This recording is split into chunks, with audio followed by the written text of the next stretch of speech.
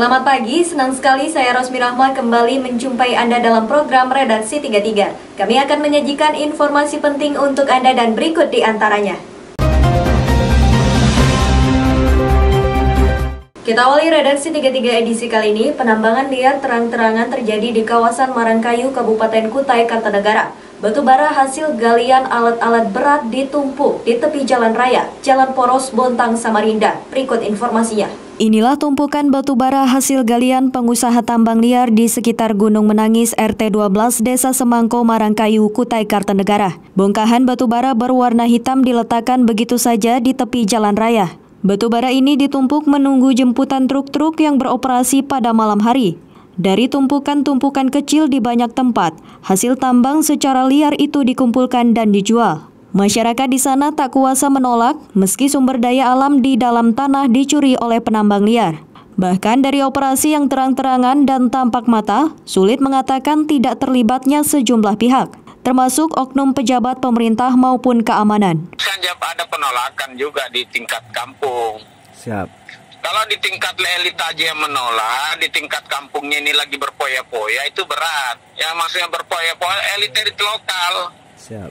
Karena kan yang bermain juga elit-elit lokal ada di situ gitu. Siap. Nah harapannya sih sebenarnya di setiap desa yang ada tambang-tambang ilegal ini, pemerintah desa itu melaporkan gitu. Siap. Melaporkannya kemana? Bisa ke kecamatan, ya kecamatan melaporkan dong ke kabupaten. Kabupaten bisa melapor ke DPR. Begitupun juga desa bisa juga ke DPR langsung, baik kabupaten maupun provinsi. Siap. Kalau ini berjalan, saya kira yang ilegal-ilegal ini bisa terbasmi. Siap. Nah, tapi pemerintah provinsi maupun kabupaten, misalnya Pak Bupati ini, jangan juga diam dong. Siap. Kalau kita diam ya curiga lah kita. Betul. Kan dibiarkan ini. Tambang itu dari dulu saya sudah bilang, tambang itu di depan mata. Bukan barang yang susah didapat. Gampang sekali didapat tambang ilegal itu. Nah, pertanyaannya kenapa tidak mau ditegakkan aturan kan? Ya. Harusnya kan pemerintah, enggak usah takut. Pemerintah punya keamanan. Keamanannya apa ya? Polres, Polda. Kan dilapor toh. Izin Pak. Penambangan liar batu bara terjadi di banyak titik Kabupaten Kutai Kartanegara. Tidak hanya terjadi di Marangkayu, tapi juga di Samboja dan Sebulu Modern. Para wakil rakyat di DPRD Kaltim juga ikut tidak berdaya. Sumber daya alam di daerah pemilihan dicuri para penambang. Tim Kaltim TV, Heriman melaporkan.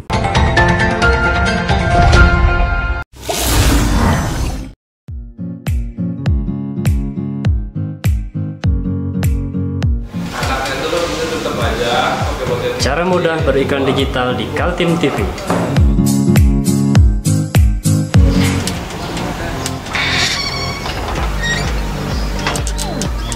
Yang pertama, jadilah sahabat Kaltim TV.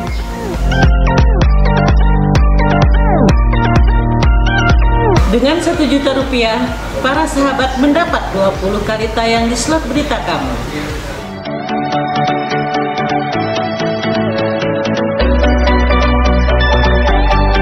Dengan 20 detik dapat menjangkau 20.000 penonton. Anda beruntung karena mendapat kesempatan perdana dari kami. Ayo jadilah sahabat Kaltim TV.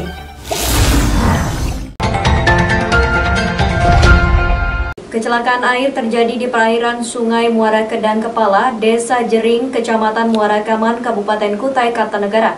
Sebuah kapal tugboat tenggelam saat menarik ponton dengan muatan penuh batu korat. Berikut informasinya. Rencananya kapal tugboat bernama Mawar 5, Rabu pagi 6 Januari sekitar pukul 8.50, membantu tugboat Karunia Samudra 1, menarik kapal tongkang yang bermuatan batu koral dari Pulau Sulawesi Tengah. Memasuki perairan Sungai Kedang Kepala, anak Sungai Mahakam, arus air cukup deras. Hal itu membuat kapal tugboat sulit dikendalikan. Menurut cerita jurumudi yang selamat, penyebab tenggelamnya kapal dikarenakan tali penarik ponton tersangkut di bolder kiri bagian dek depan kapal. Hal itu berakibat kapal TB Mawar 5 tak terkendali lagi dan akhirnya tenggelam.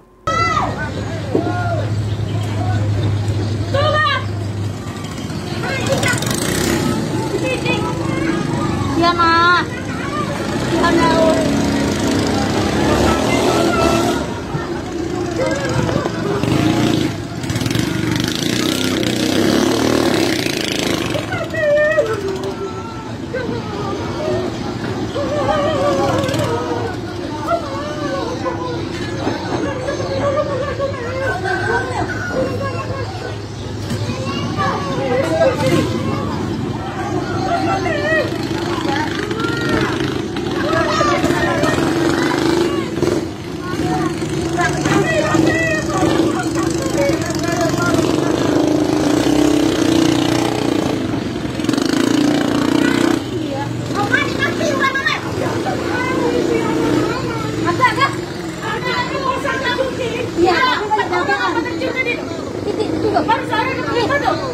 Kapal tongkang bermuatan batu koral ditarik dengan tujuan jeti PT Bayan Resource kilometer 102 Desa Senior, Kecamatan Muara Ancalong, Kabupaten Kutai Timur. Ponton dan isinya berhasil diselamatkan, juga 5 orang ABK tugboat selamat. Tidak ada korban jiwa, 5 orang awak kapal tugboat yang selamat adalah Iskandar, Kapten TB Mawar 5, Habibi KKM, Sagir dan Suhendra Jurumudi, serta Muslimin Juru Minyak. Tim Kaltim TV melaporkan.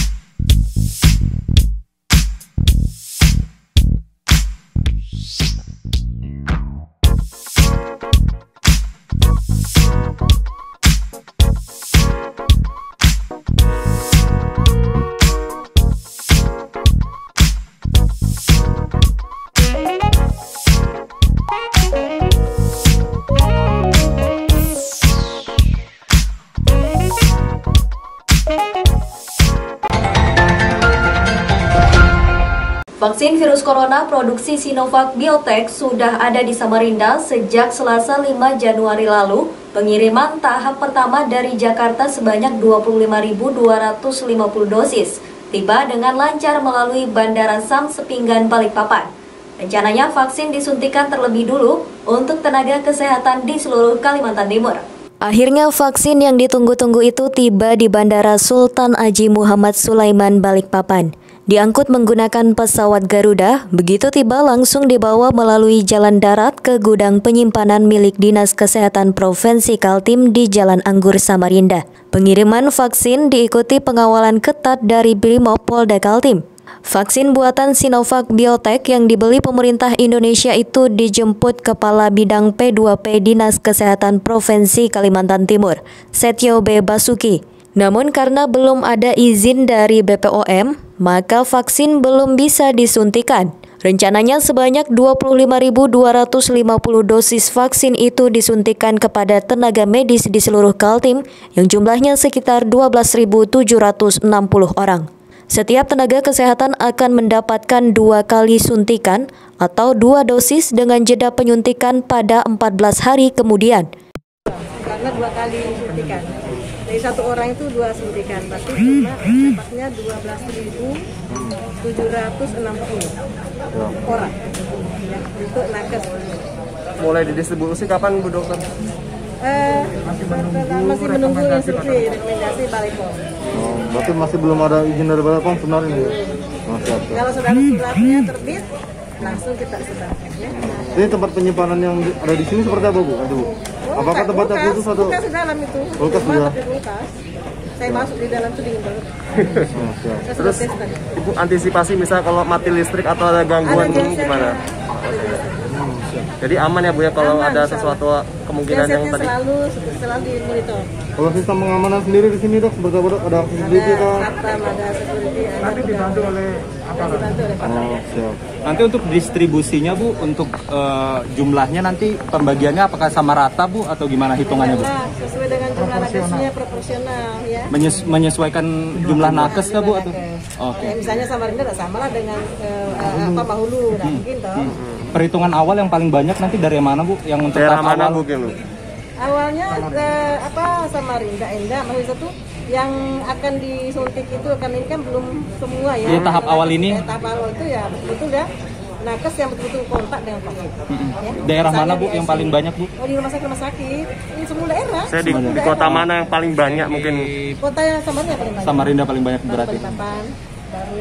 Vaksin antivirus corona disimpan dalam chiller dalam ruangan sesuai standar spesifikasi yang sudah ditentukan. Tempat penyimpanan dalam ruangan dingin dengan suhu di kisaran -2 hingga -8 derajat Celcius. Tim Kaltim TV Hardin melaporkan.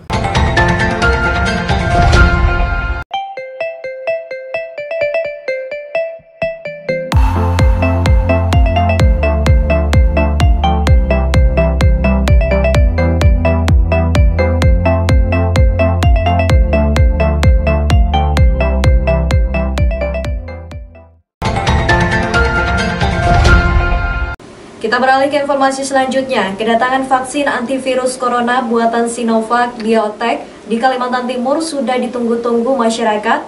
Hanya saja warga harus bersabar lebih lama lagi karena sebanyak 25.250 dosis vaksin diprioritaskan untuk tenaga kesehatan terlebih dulu.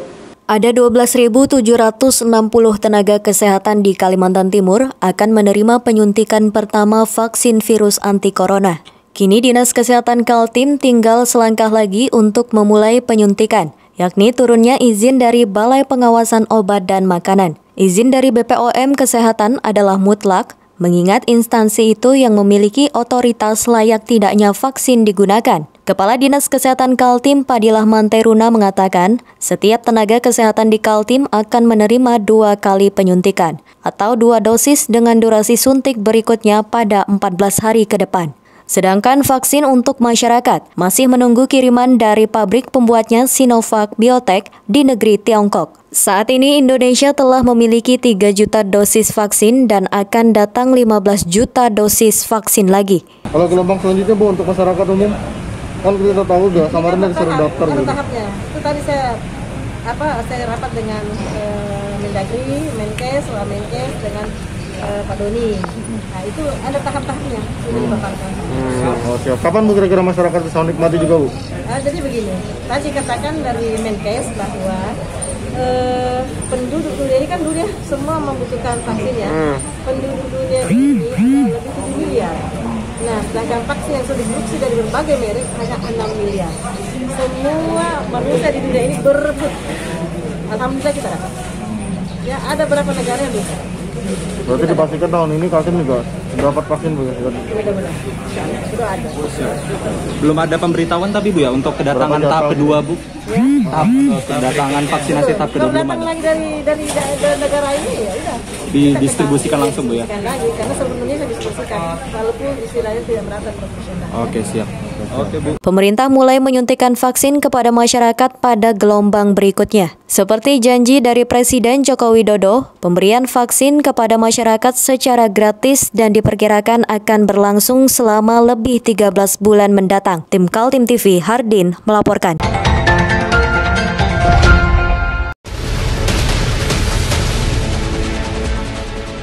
Mari kita memerangi virus corona dengan mematuhi imbauan pemerintah. Stay at home.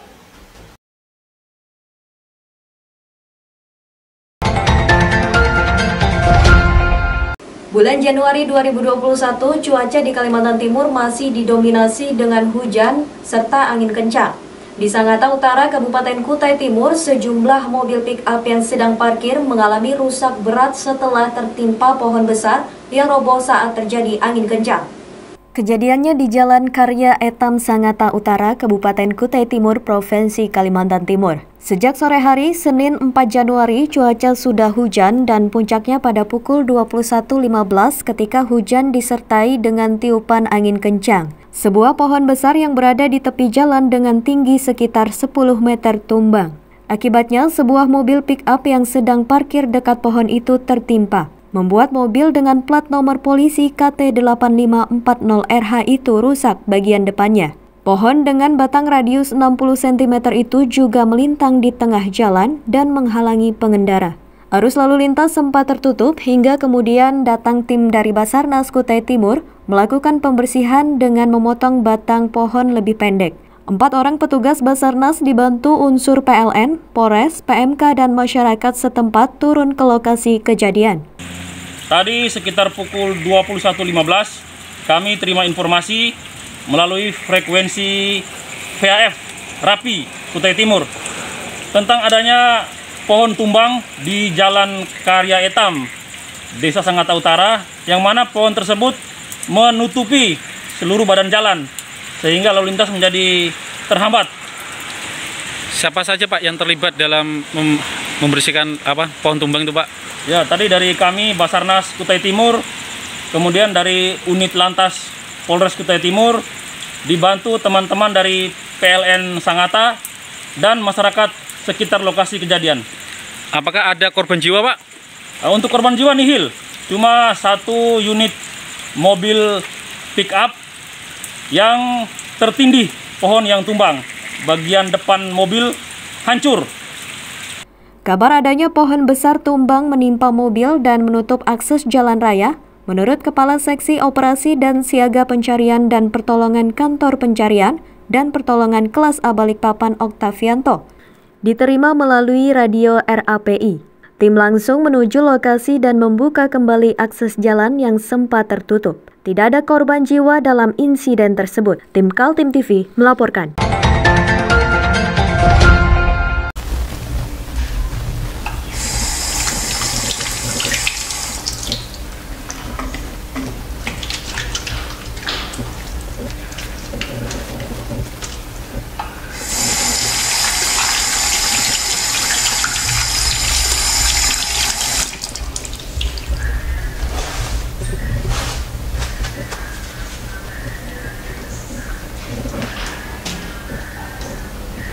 Meskipun di rumah saja, kita tetap selalu menjaga kesehatan, cuci tangan, menggunakan hand sanitizer.